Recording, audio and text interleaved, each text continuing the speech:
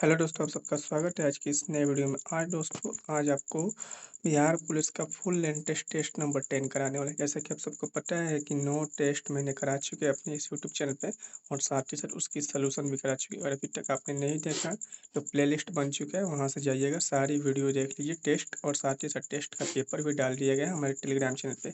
अगर आपको दिक्कत हुआ तो डिस्क्रिप्शन बॉक्स में जाइए, वहाँ पे टेलीग्राम चैनल का लिंक मिल जाएगा, उसको ज्वाइन कर लीजिए और वहाँ से टेस्ट लगाकर आप यहाँ से एनालिसिस अपना कर सकते हैं। ठीक है, तो आज कराने वाले Bihar police full length test जो Gyan Bindu GS academy Roshan Anand sir द्वारा जारी किया गया है, और इसमें हम टोटल 100 क्वेश्चन कराएंगे और 100 क्वेश्चन के साथ इसका डिस्कशन भी कराएंगे, जैसा कि देख सकते हैं।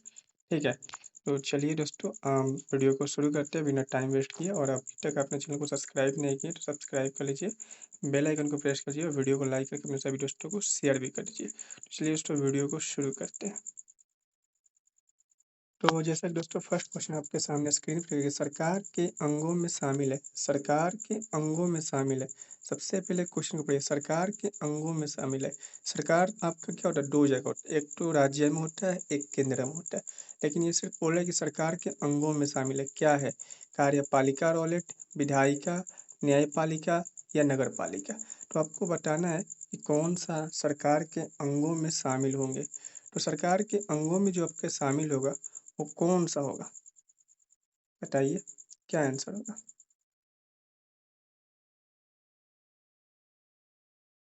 तो दोस्तों, जो सरकार होता है, ठीक है, सरकार में आपका विधायिका, न्यायपालिका, कार्यपालिका, ये तीनों शामिल होगा, यानी option number B is a right answer. एक चीज को बात ध्यान रखिएगा, चाहे वो आपके राज्य का पूछे या फिर आपका केंद्र का पूछे, ठीक है, उसमें आपका जो सरकार के अंग की बात करते हैं, किसकी बात करें हम? अंग की बात कर रहे हैं। तो अंग में आपका विधायिका भी होता है, न्यायपालिका भी होता है, कार्यपालिका भी होता है। ये तीनों अंग होते हैं, चाहे वो केंद्र की बात हो चाहे वो राज्य की बात हो। लेकिन अगर वही बोल दे, अगर वही बात कर दे कि जो अगर सांसद, जैसे भारत सरकार है ना, सांसद है, ठीक है, तो सांसद के कितने अंग होते हैं? सांसद के कितने अंग होते हैं और सांसद में कितने सदन होते हैं? इसको आप कमेंट करके बताइए, क्योंकि यहाँ से भी क्वेश्चन पूछे जाते हैं आपसे। अगले क्वेश्चन को आते हैं, क्वेश्चन नंबर 2। क्वेश्चन 2 नंबर के, भारतीय संविधान सभा के गठन के समय प्रारूप समिति के अध्यक्ष कौन थे? भारतीय संविधान सभा के गठन के समय प्रारूप समिति के अध्यक्ष कौन थे? तो कौन थे? भीमराव अंबेडकर थे। कौन थे? भीमराव अंबेडकर थे। अब देखिए, जो प्रारूप समिति हुआ था ना, प्रारूप समिति, ये आपका 29 अगस्त 1947 को हुआ था। कब हुआ था? 29 अगस्त 1947 को हुआ था। जिससे इसके प्रारूप समिति को अन्य नाम भी है, जैसे पांडुलिखन समिति बोला जाता है, ढांचा समिति बोला जाता है, ड्राफ्ट कमेटी बोला जाता है। इसके अध्यक्ष जो है ना, वो भीमराव अम्बेडकर है। और इस प्रारूप समिति में भीमराव अम्बेडकर के अलावा और भी 6 सदस्य थे। यानी टोटल अगर पूछ दिया कि प्रारूप समिति में कितने सदस्य थे, 7 सदस्य थे, जिसमें एक अध्यक्ष और प्लस में 6 अन्य सदस्य थे। कितने थे? 6 अन्य सदस्य थे। ठीक है, तो वहीं आपका जो अध्यक्ष थे वो भीमराव अम्बेडकर थे, और 6 अन्य सदस्य थे किसके? प्रारूप समिति के। या फिर आपसे ड्राफ्ट कमेटी पूछ दे तो भी इसका आंसर यही होगा। अगले क्वेश्चन को आते हैं। क्वेश्चन नंबर 3 क्या करें? यदि किसी कारणवश भारत के राष्ट्रपति का पद रिक्त हो जाए और उपराष्ट्रपति का पद खाली हो तथा सर्वोच्च न्यायालय के मुख्य न्यायाधीश की नियुक्ति न हुई हो, तो निम्नलिखित में से कौन राष्ट्रपति के पद पे होगा? क्वेश्चन करे कि भारत के राष्ट्रपति, जो भारत के राष्ट्रपति है, अगर उनका पद खाली होता है, तो आपको पता है कि जब भारत के राष्ट्रपति खाली होते हैं तो वहाँ पे उपराष्ट्रपति काम करते हैं, और वहाँ पे उपराष्ट्रपति का भी पद खाली हो और उसके पद खाली होने के बाद सर्वोच्च न्यायालय के न्यायाधीश करते हैं, लेकिन अभी तक सर्वोच्च न्यायालय के मुख्य न्यायाधीश की भी नियुक्ति नहीं हुई है, तो उस वक्त में जो राष्ट्रपति के पद होता है उस पे कौन कार्य करेंगे? उस पे आपको बताना कि कौन कार्य करेंगे। ठीक है, दोस्तों, आपको बता दें कि जैसे कि भारत के राष्ट्रपति, अगर राष्ट्रपति अगर नहीं है तो उनके पद पे उपराष्ट्रपति काम करते हैं। अगर उनके पद पे ए, अगर राष्ट्रपति के नहीं होने के बाद उपराष्ट्रपति काम करते हैं, उपराष्ट्रपति भी नहीं तो सर्वोच्च न्यायालय के मुख्य न्यायाधीश काम करते हैं, और जब ये भी नहीं होते हैं तो सर्वोच्च न्यायालय एवं अन्य न्यायाधीश करते हैं, क्योंकि सर्वोच्च न्यायालय में आपका 33+1 जो चुना जाता है, तो उसमें से आपका न्यायाधीश काम करते हैं। ठीक है, तो option number D is right answer होगा। क्वेश्चन नंबर 4 क्या कर रहा है? ये आपको सूची 1 से सूची 2 के साथ सुमेलित करना है, मिलान करना है। अच्छा, मिलान करना है, ठीक है। देखते हैं। देखिए क्वेश्चन नंबर 4 क्या करे कि सर्वोच्च न्यायालय के रिट संबंधी अधिकार, जो आपका सर्वोच्च न्यायालय होता है मतलब सुप्रीम कोर्ट होता है, ठीक है। ये सर्वोच्च न्यायालय किस अनुच्छेद के तहत रिट को जारी करता है? तो अनुच्छेद 32 के तहत। किसके तहत? अनुच्छेद 32 के तहत। वहीं अगर उच्च न्यायालय की बात करें तो ये आर्टिकल 226 के तहत। कब? 226 के तहत। तो देखिए ए का 3 और बी का 4, ए का 3 बी का 4, सिर्फ ऑप्शन नंबर ए में दिख रहा है, option number A is right answer होगा। बाकी उच्चतम न्यायालय के अपने आदेश या निर्णय के पुनर्लोकन की जो शक्ति होता है वो किसमें? तो अनुच्छेद 137 में। जबकि उच्चतम न्यायालय की स्थापना और गठन की बात करें तो अनुच्छेद 124 में।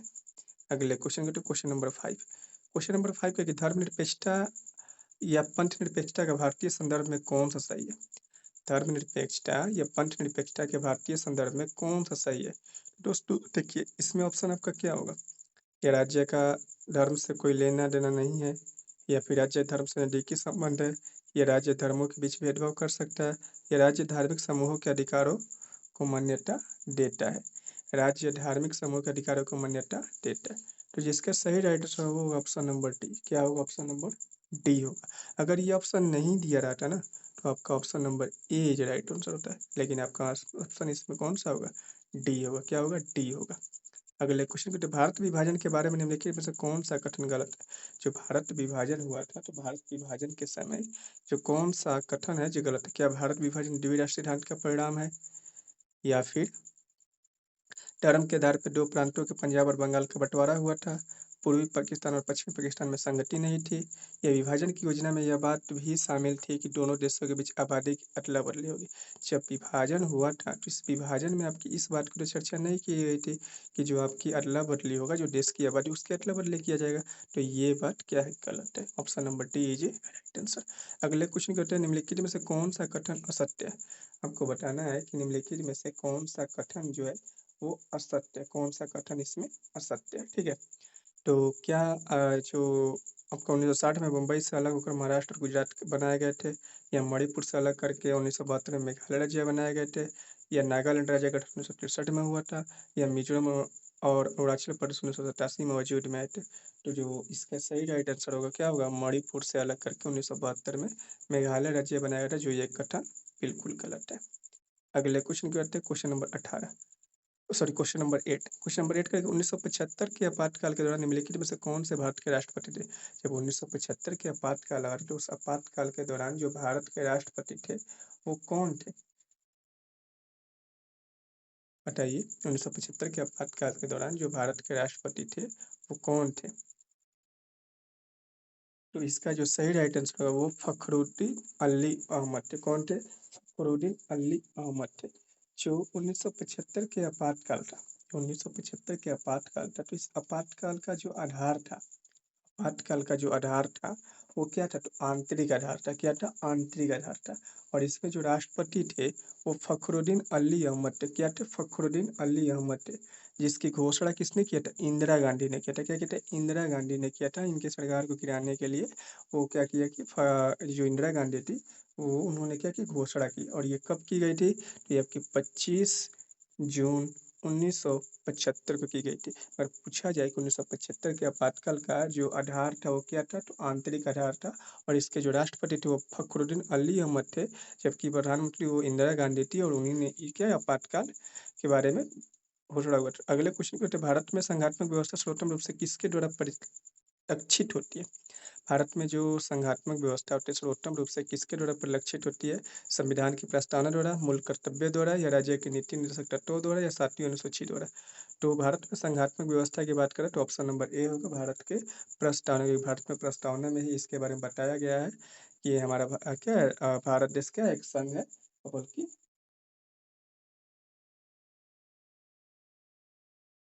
सॉरी, ठीक है। अगले क्वेश्चन कहते हैं भारत चीन समझौता 1954 के अंतर्गत शामिल पंचशील सिद्धांतों में निम्नलिखित में से कौन सा सिद्धांत सम्मिलित नहीं था? भारत चीन समझौता 1954 के अंतर्गत शामिल पंचशील सिद्धांतों में निम्नलिखित में से कौन सा सिद्धांत शामिल नहीं था? तो ये था ऑप्शन नंबर सी, रक्षा व्ययों के क्रमागत रूप से कमी लाना। क्या लाना? कमी लाना। ठीक है। आते हैं अगले क्वेश्चन के क्वेश्चन नंबर 11। क्वेश्चन नंबर 11 की सरकारी सेवाओं में कंपनी के महत्वपूर्ण पदों को प्रतियोगी परीक्षाओं के माध्यम से भरने की प्रक्रिया किस अधिनियम द्वारा शुरू किया गया था? किस अधिनियम द्वारा शुरू किया गया था? तो आपका 1853 के चार्टर अधिनियम द्वारा शुरू किया था। किस 1853 के जो चार्टर अधिनियम है उस अधिनियम के द्वारा ये शुरू किया गया था। ठीक है। अगले क्वेश्चन की बात है क्वेश्चन नंबर 12। क्वेश्चन नंबर 12 है कि भारत के संविधान के दो उपबंध जो स्पष्ट रूप से न्यायिक पुनर्विलोकन की शक्ति को व्यक्त करता है वो कौन सा है? भारतीय संविधान के दो उपबंध उपबंध जो स्पष्ट रूप से न्यायिक पुनर्विलोकन की शक्ति को व्यक्त करता है तो आर्टिकल 32 एवं अनुच्छेद 226 के तहत किसके आर्टिकल 32 और अनुच्छेद 226 के तहत option number B is right answer. तेरा क्या करना है मिलान करना है। क्या करना है मिलान करना है। देखिए ऐसा कि दिया है विटामिन ए की कमी से क्या होता है तो विटामिन ए की कमी से आपकी दृष्टिहीनता होती है। क्या होती है? दृष्टिहीनता होती है। ए का 3 ए का 3। विटामिन बी से क्या होता है? बेरी बेरी होता है। क्या होता है? बेरी बेरी होता है। बी का 1 बी का 1। विटामिन सी से क्या होता है? शक्कर विरोग होता है। विटामिन सी से कौन है? शक्कर विरोग होता है। ठीक है तो आपका 3 1 4 2 यानी ऑप्शन नंबर ए क्या होगा? राइट आंसर होगा। अगले क्वेश्चन आते हैं। केचुए के शोषण के संदर्भ में निम्नलिखित में से कौन सा कथन सही है? जो केचुआ होता है केचुआ जो शोषण करता है उसके संदर्भ में आपको बताना है कि कौन सा कथन जो है वो सही है। तो केचुआ जो होता है वो किससे त्वचा से सांस लेते हैं? किससे ले रहे? त्वचा से सांस लेते हैं। पादप के किस भाग द्वारा प्रकाश संश्लेषण हेतु वायु से कार्बन डाइऑक्साइड ली जाती है? तो रंध्र के माध्यम से लेते हैं। किससे लेते हैं? रंध्र के माध्यम से लेते हैं। अगले क्वेश्चन को रहते हैं क्वेश्चन नंबर 16। किसी सामान्य वयस्क व्यक्ति की विश्राम अवस्था में औसत श्वसन दर क्या होगी? तो 15 से 18 मिनट होगा। 15 से 18 मिनट होगा या फिर 16 से 17 मिनट भी देता है 17 से 18 मिनट भी देगा तो तीनों आपका राइट आंसर होगा। Option B is right answer होगा। अगले क्वेश्चन आग बुझाने वाले कर्मचारियों के परिधानों पर एक परत छड़ी होती है जो उसे अग्निरोधक बनाती है और ये परत निम्नलिखित में से किसकी बनी होती है? तो ये परत जो होती है मेलामाइन की बनी होती है। किसकी होती है? मेलामाइन की बनी होती है। अगले क्वेश्चन की ओर आते हैं। पृथ्वी कई परतों में बटी हुई है इनमें से कौन सी परत जो है भूस्पंद के लिए उत्तरदायी है? पृथ्वी कई परतों में बटा हुआ है इसमें से कौन सी परत जो है भूस्पंद के लिए उत्तरदायी है? तो वो क्या है? भूपट्टी। अगले क्वेश्चन करते हैं क्वेश्चन नंबर 19। पौधे के तनों के परिधि में वृद्धि निम्नलिखित में से किसके कारण होती है? तो पौधे में तने में जो वृद्धि होती है वो पार्श्व व विभाज्योतक के द्वारा होता है। अगर पौधे के शीर्ष की बात करता है तो शीर्ष विभाज्योतक होता है और उसकी तना की बात करता है तो अंतर्विष्ट विभाज्योतक होता है। निम्नलिखित में से कौन सी धातु सामान्य वातावरण में द्रव अवस्था में पाई जाती है? तो धातु की बात किया जाए तो ब्रोमीन होगा और धातु की बात करें तो पारा होता है। अगले क्वेश्चन की जल की कठोरता के लिए निम्नलिखित में से कौन सा तत्व उत्तरदायी होता है? जल की कठोरता के लिए कौन सा तत्व जो होता है उत्तरदायी होता है?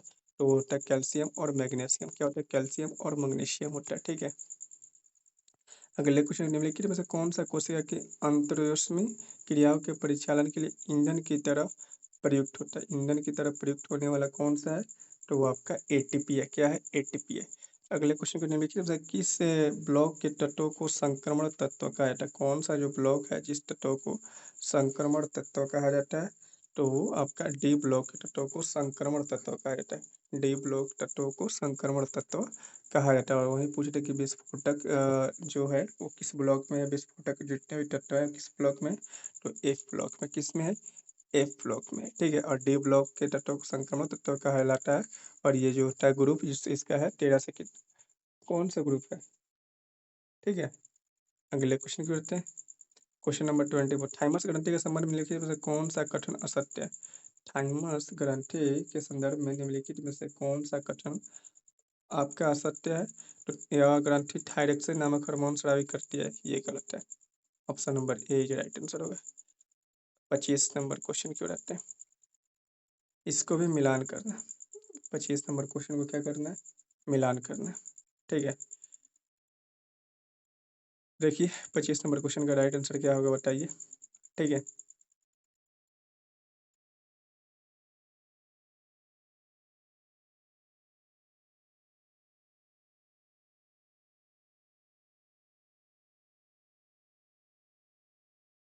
25 नंबर क्वेश्चन का राइट आंसर क्या होगा बताइए।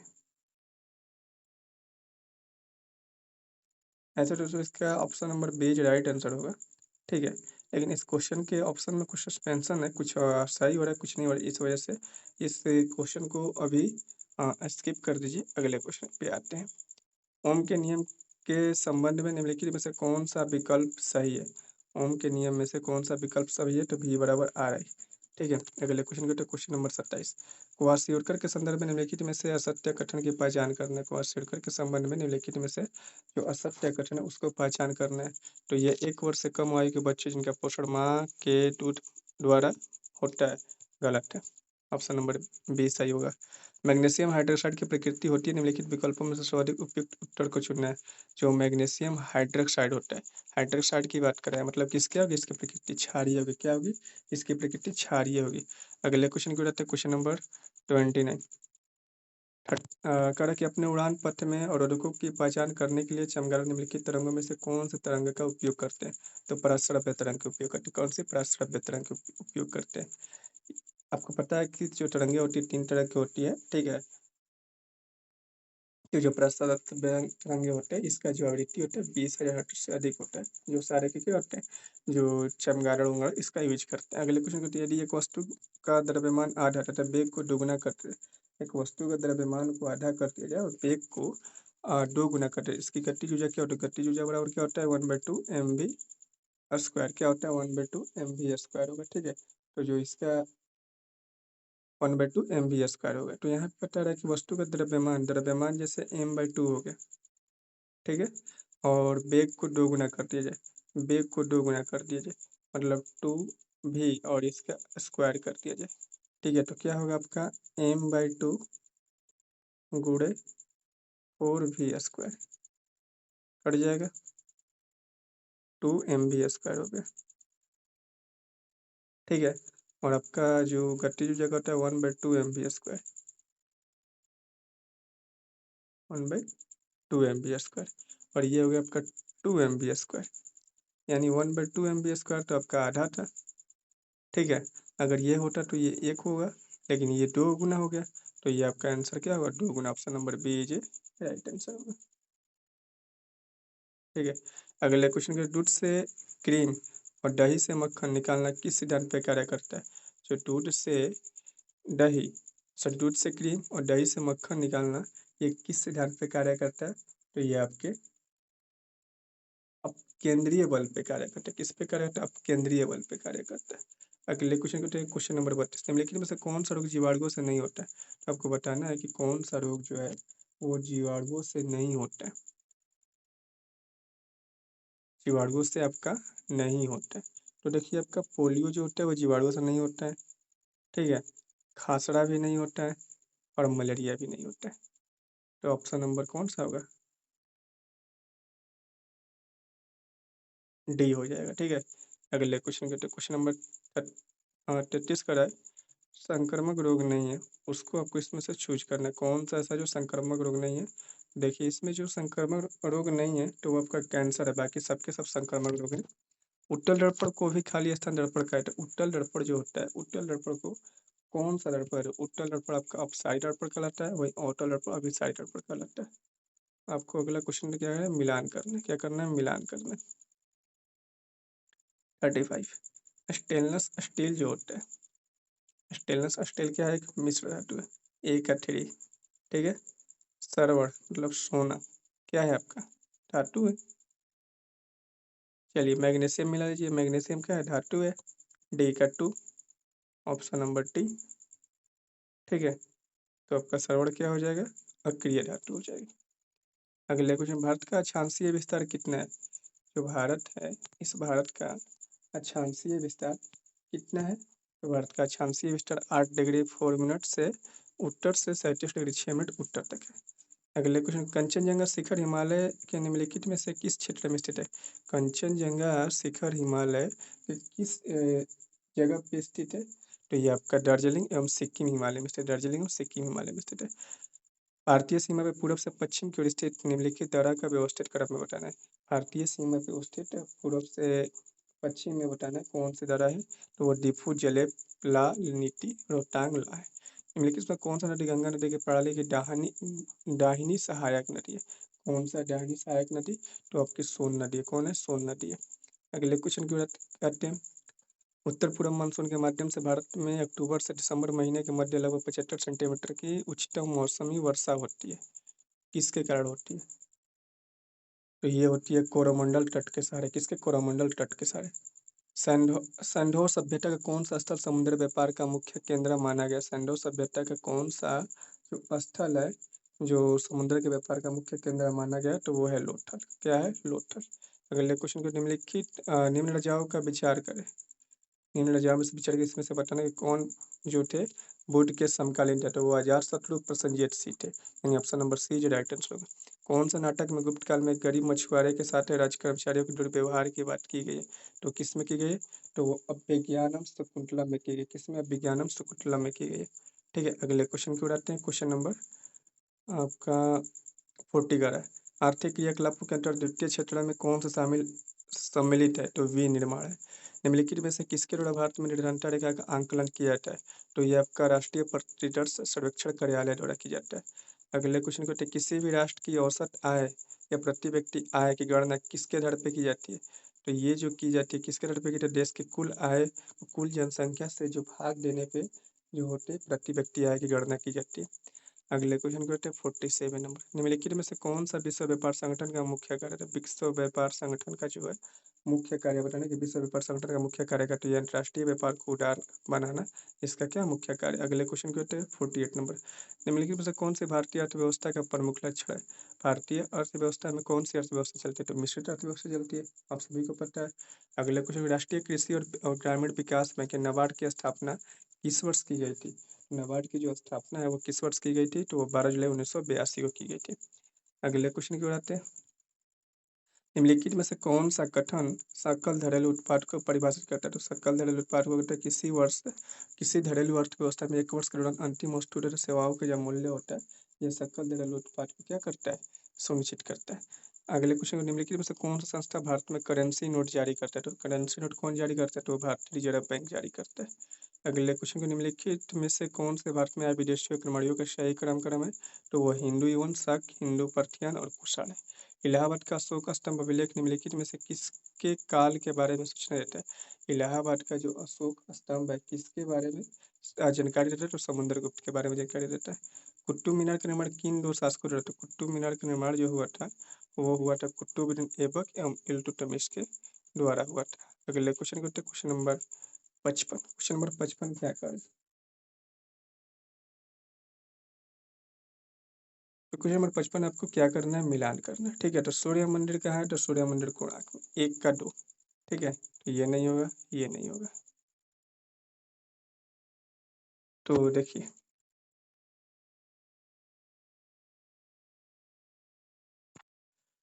जो सूर्य मंदिर है, सूर्य मंदिर कहाँ है आपका? कोणार्क में। कहाँ पे है सूर्य मंदिर जो है आपका? वो कहाँ पे है? कोणार्क में। ठीक है, अब आते हैं लिंगराज मंदिर कहाँ है? भुवनेश्वर में। कहाँ है? लिंगराज मंदिर भुवनेश्वर में। ये तो आपका दोनों होगा नहीं, तो कहाँ मिल रहा है ऑप्शन? 2143, 2143, 2143 दोनों में सेम है। बी आंसर होगा आपका। अगले क्वेश्चन के, तो 1911 ईस्वी में आयोजित हुए दिल्ली दरबार के संबंध में निम्नलिखित में से कौन सा कथन सही है? दिल्ली दरबार जब आयोजित हुआ था तो उसमें बताना है कि इसमें से कौन सा कथन सही है। तो आपका कौन सा कथन? इसमें 1905 में भी बंगाल विभाजन को रद्द कर दिया गया था और इसे ब्रिटिश भारत की राजधानी कलकत्ता से दिल्ली स्थापित कर दिया था। दोनों सही है। अगले क्वेश्चन करते हैं, क्वेश्चन नंबर 57। जलियांवाला बाग हत्याकांड के संदर्भ में निम्नलिखित कथनों पर विचार करना। जलियांवाला हत्याकांड जो था इसमें से आपको कथन पर विचार करना है। जलियांवाला बाग हत्याकांड अमृतसर के 13 अप्रैल 1919 को हुआ था। लोग जलियांवाला बाग में डॉक्टर सैफुद्दीन किचलू और डॉक्टर सत्यपाल की गिरफ्तारी के विरुद्ध में एकत्रित हुए थे। ये जलियांवाला बाग हत्याकांड में गोली चलाने का आदेश जनरल डायर ने दिया था। तो जो इसका सही राइट आंसर होगा 1, 2, 3, यानी ऑप्शन नंबर कौन सा होगा? टी होगा। क्या होगा? ऑप्शन नंबर डी होगा। अगले क्वेश्चन करते हैं। 2 सितंबर 1946 में गठित कांग्रेस की अंतिम सरकार में नेहरू में कौन सा पद उनको नेहरू को मिला था? जो 2 सितंबर 1946 को हुआ था उसमें अंतिम पद में नेहरू को कौन सा पद मिला था? तो ये उपराष्ट्रपति का मिला था। प्रसिद्ध फूलों की घाटी निम्नलिखित में से किस पर्वतीय क्षेत्र में प्रसिद्ध फूलों की घाटी निम्नलिखित में से किस क्षेत्र में स्थित है? तो ये आपका उत्तराखंड हिमालय में स्थित है। अगले क्वेश्चन की उत्तर 60 नंबर क्वेश्चन कह रहा है कि उत्तर पूर्व के किस राज्य को मोसेलिस बेसिन कहा जाता है? उत्तर पूर्व कि किस राज्य को मोस्टलेस बेसिन कहा जाता है, तो वो आपको मिजोरम को कहा जाता है।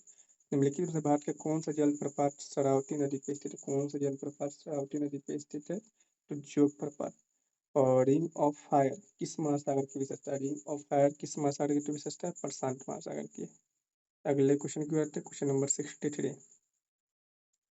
वायुमंडल में ऑक्सीजन जो प्रकाश संश्लेषण की प्रक्रिया द्वारा मुक्त होती है वह उत्पन्न होता है। वायुमंडल में ऑक्सीजन जो प्रकाश संश्लेषण की प्रक्रिया द्वारा मुक्त होती है वो उत्पन्न होती है। किससे उत्पन्न होती है?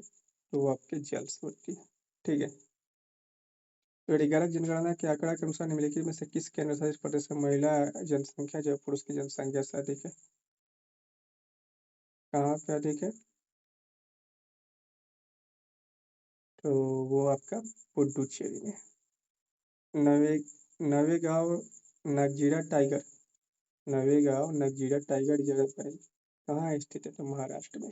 प्रवासी भारतीय दिवस 9 जनवरी को मनाया जाता है। यह दिवस पहली बार किस वर्ष मनाया गया था? यह जो दिवस है प्रवासी दिवस कब मनाया गया? 2003 में मनाया गया था। अगले क्वेश्चन की ओर आते हैं, निम्नलिखित में से कौन सा शास्त्रीय नृत्य शैली देवदासी नृत्य परंपरा की विरासत नहीं है? कौन सी शास्त्रीय नृत्य शैली जो है देवदासी नृत्य परंपरा की विरासत नहीं है? तो वो कौन सा है? मणिपुरी। दूसरी पंचवर्षीय योजना जिसका उद्देश्य राज्य के तहत प्रमुख भूमिका निभाते हुए आर्थिक कृषि को गति देना था को किस रूप में भी जाना जाता है? किस रूप में जाना जाता है? पीसी महालनोबिस योजना। अगले क्वेश्चन को देखते हैं, अनुच्छेद 78 के अनुसार प्रधानमंत्री का कर्तव्य है कि वो मंत्रिपरिषद के सभी निर्णयों को किसको सूचित करे? अनुच्छेद 78 के अनुसार ये प्रधानमंत्री को कर्तव्य है कि वो मंत्रिपरिषद के सभी निर्णय किसे सूचित करे? राष्ट्रपति को। शीर्ष बैंक भारतीय रिजर्व बैंक का राष्ट्रीयकरण किस वर्ष हुआ था? तो भारतीय रिजर्व बैंक का जो राष्ट्रीयकरण हुआ था वो आपका कब हुआ था? तो आपका 1949 को हुआ था। कब हुआ था? 1949 को हुआ था। अगले क्वेश्चन करते हैं, question number 31। Question number sorry 71। Question number 71 है कि कौन व्यक्ति हाल ही में महाराष्ट्र राज्य के सर्वोच्च नागरिक सम्मान यानी महाराष्ट्र भूषण 2025 के लिए चुने गए? तो किसे महाराष्ट्र भूषण 2025 के लिए किन्हें चुना गया है? तो वो चुना गया राम सुतार को। किसे चुना गया? राम सुतार को। अगले क्वेश्चन की ओर आते हैं, और अगला क्वेश्चन ये कह रहा है कि हाल ही में किस शहर को असम राज्य के दूसरे राज्य राजधानी के रूप में घोषित किया? तो डिब्रूगढ़ को। हाल ही में कौन सा देश BRICS के 11वां सदस्य बना है? तो कौन सा देश है जो BRICS का जो 11वां सदस्य बना है? तो कौन सा है? तो वो है इंडोनेशिया। गणतंत्र दिवस परेड 2025 में राज्य और केंद्र शासित प्रदेश की श्रेणी में किस राज्य की झांकी को प्रथम पुरस्कार मिला है? तो किस राज्य की झांकी को प्रथम पुरस्कार मिला है? तो वो आपको उत्तर प्रदेश को मिला है। किसको मिला? उत्तर प्रदेश को मिला है। आते हैं अगले क्वेश्चन की ओर, 75 नंबर क्वेश्चन। क्या कह रहा है कि भारत के किन दो स्थलों को 2025 विश्व स्मारक निगारन सूची में शामिल किया गया है? तो कौन सा दो स्थल है जिसे शामिल किया गया है? तो आपका मूसी नदी ऐतिहासिक इमारत और भूज ऐतिहासिक जल प्रणाली को शामिल किया गया। प्रधानमंत्री श्रम योगी मानधन योजना यानी PMSYM किस मंत्रालय द्वारा प्रशासित किया जाता है? किस मंत्रालय द्वारा प्रशासित किया जाता है? तो श्रम और रोजगार मंत्रालय द्वारा। हाल ही में केरल के किस शहर को आधिकारिक तौर पर भारत का पहला यूनेस्को साहित्य का शहर घोषित किया गया? तो किसे घोषित किया गया आपको? Kozhikode. Option number D is right. हाल ही में चर्चा में रहा PM वाड़ी योजना किससे संबंधित है? हाल ही में चर्चा में रहा जो PM वाड़ी योजना है ये किससे संबंधित है? कि ये आपका सार्वजनिक वाईफाई सेवा विस्तार संबंधित है। 38वें राष्ट्रीय खेलों की पदक तालिका में कौन शीर्ष पे रहा है? तो कौन पदक शीर्ष पे रहा है? तो ये आपका सर्वश्रेष्ठ रहा है। हिंदी भाषा की बोलियों के वर्गीकरण के आधार पर छत्तीसगढ़ जो है छत्तीसगढ़ी बोली जाती है। कहाँ बोली जाती है? तो ये आपका पूर्वी हिंदी बोली जाती है। अगले क्वेश्चन कहते हैं, हिंदी भाषा के विकास का सही क्रम क्या है? तो पाली, प्रकृति, अपभ्रंश और हिंदी है। किस तिथि को हिंदी को राज्य भाषा बनाने का निर्णय लिया? किस तिथि को हिंदी को राज्य भाषा बनाने का निर्णय लिया गया? तो 14 सितंबर 1949 ईस्वी को। अगले क्वेश्चन कहते हैं, चंचल मन वाला अर्थ के लिए सही लोककित क्या है? तो इसके लिए सही जो लोककित है वो है आपका घड़ी में ताला, घड़ी में मासा। अगले क्वेश्चन की ओर आते हैं, क्वेश्चन नंबर 84। किस विकल्प में संप्रदान कारक का सही प्रयोग किया गया? तो संप्रदान कारक है बच्चे के लिए मिठाई लाओ। निहित शब्द में कौन सा है? तो इसमें आटा प्लस निहित, ऑप्शन नंबर ए। अगले क्वेश्चन, सब लोगों के से संबंध रखने वाला वाक्यांश क्या होता है? तो जो सभी लोगों से संबंध रखता है उसे सार्वजनिक होता है। अगले क्वेश्चन दिया है 87 नंबर, तो इसका सही राइट ऑप्शन नंबर डी। ठीक है, और वहीं क्वेश्चन नंबर 80 जो है, तो क्वेश्चन नंबर 80 का राइट आंसर क्या होगा? ऑप्शन नंबर ए होगा। क्या होगा? ए होगा। थॉमस कप का संबंध किस गेम से है? थॉमस कप का संबंध किससे है? तो आपका बैडमिंटन से। किससे है? बैडमिंटन से। और अगला क्वेश्चन दिया कि मानव संसाधन जिससे भारत चुनाव द्वारा उपयोग कराया जाता है, तो ईवीएम है एक। और अगला क्वेश्चन की बात करते हैं, क्वेश्चन नंबर 91। क्वेश्चन नंबर 91 का जो सही राइट आंसर होगा वो ऑप्शन नंबर ए। अगले क्वेश्चन की होता है क्वेश्चन नंबर 92। क्वेश्चन नंबर 92 जो कह रहा है, क्वेश्चन नंबर 92 का जो सही राइट आंसर होगा वो क्या होगा? ऑप्शन नंबर सी होगा। अगले क्वेश्चन की होता है क्वेश्चन नंबर 93। क्वेश्चन नंबर 93 का जो सही राइट आंसर होगा, तो क्वेश्चन नंबर 93 का जो सही राइट आंसर क्या होगा? तो ऑप्शन नंबर ए होगा। क्वेश्चन नंबर 94 की बात करते हैं। क्वेश्चन नंबर 94 का जो सही राइट आंसर क्या होगा? ऑप्शन नंबर सी होगा। और क्वेश्चन नंबर 95 की बात करते हैं। क्वेश्चन नंबर 95 का जो सही राइट आंसर होगा, क्वेश्चन नंबर 95 का वो क्या होगा? ऑप्शन नंबर सी होगा। और क्वेश्चन नंबर 96 का जो सही राइट आंसर होगा वो ऑप्शन नंबर ए होगा। और वही क्वेश्चन नंबर 96 का जो आपका होगा वो क्या होगा? ए होगा। 97 का जो होगा आपका ऑप्शन नंबर क्या होगा? बी होगा। 98 का जो सही राइट आंसर होगा वो क्या होगा आपका? ऑप्शन नंबर बी होगा। और वहीं 99 की बात करें, तो क्वेश्चन नंबर 99 का जो ऑप्शन नंबर होगा वो बी होगा और 100 का डी होगा। तो टोटल दोस्तों 100 क्वेश्चन हमने करा दिए, 100 क्वेश्चन के आंसर आपको बता दिए। इस टोटल 100 क्वेश्चन में आपका कुल कितना सही है कमेंट का जरूर बताइएगा। और चैनल में पहली बार आए तो चैनल को सब्सक्राइब करके बेल आइकन को प्रेस कर दिए। तो मिलते हैं दोस्तों आपसे नेक्स्ट वीडियो में। तब तक के लिए जय हिंद, जय भारत।